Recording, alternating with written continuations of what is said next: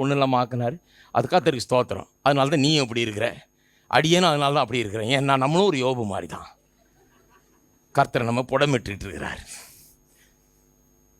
அருமையானவர்களே, அப்படிலாம் ஒன்றும் கிடையாது. கிறிஸ்தவ வாழ்க்கைன்னா வெறும் கஷ்டப்பட்டு எதுக்கு எடுத்தாலும் எப்படி சொல்கிறது, ஐயோ கிறிஸ்தவ வாழ்க்கையில் எத்தனை பேர் கிறிஸ்துவுக்காக மரித்தாங்க, எத்தனை பேர் கிறிஸ்துவுக்காக பாடுபட்டாங்க, பவுல்லாம் எவ்வளோ பாடுபட்டிருக்கார். அந்த பாடுகளை சொல்கிறீங்களா, ஏற்றுக்கொள்கிறேன். அது கிறிஸ்துவுக்காக சுவிசேஷத்து நிமித்தம் படப்படுகிற பாடுகள். அந்த ஒரு பாடை தான் நம்ம பாடணுமோ ஒழிய வேற எந்த பாடையும் பாட்டுக்கிட்டு இதெல்லாம் கிறிஸ்துவுக்கு நிமித்தம் நான் படுற பாடுன்னு சொல்லக்கூடாது.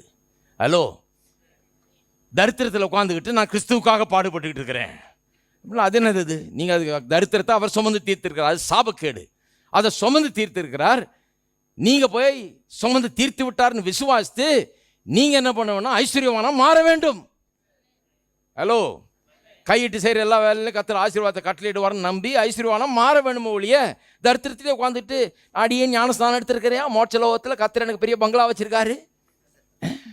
நான் கேட்குறேன், பரலோகத்தில் இப்படி சித்தம் செய்யப்படுவது போல பூமியிலையும் செய்யப்படுவதா? அப்போ பரலோகத்துக்கு ஒரு சித்தம், பூமியில் ஒரு சித்தமா? என்ன வேதம் போதிக்குது? வேதம் போதிக்கிறது என்ன?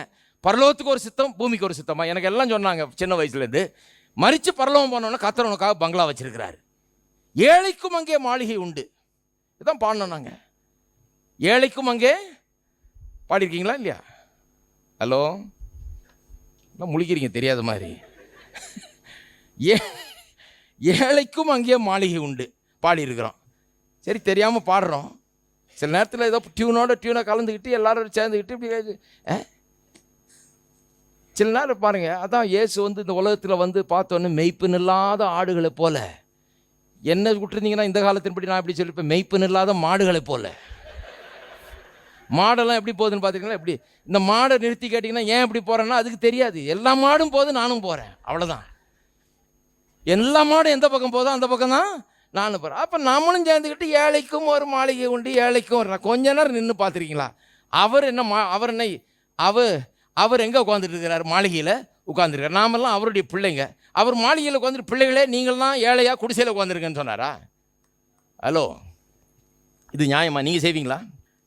உங்களுக்கு 4 பிள்ளைகள் இருந்து நீங்கள் நல்லா மாளிகையில் உட்காந்துக்கிட்டு இருந்து செல்வ செழிப்போடு இருந்துக்கிட்டு உங்கள் பிள்ளைகளுக்கு ஆளுக்கு ஒரு 4 குடிசை உங்கள் வீட்டுக்கு பின்னால் கட்டி கொடுத்து நீ ஏழைக்கு ஒரு உனக்கு இப்போ ஒன்றும் கிடையாது போய் கடைன்னு சொல்லுவீங்களா? பொல்லாதவர்களாகி நீங்கள் உங்கள் பிள்ளைகளுக்கு நல்ல விளைத்து கொடுக்க அறிந்திருக்கும் போது நல்ல பரலோக பிதா உங்களை விட நல்லவர்.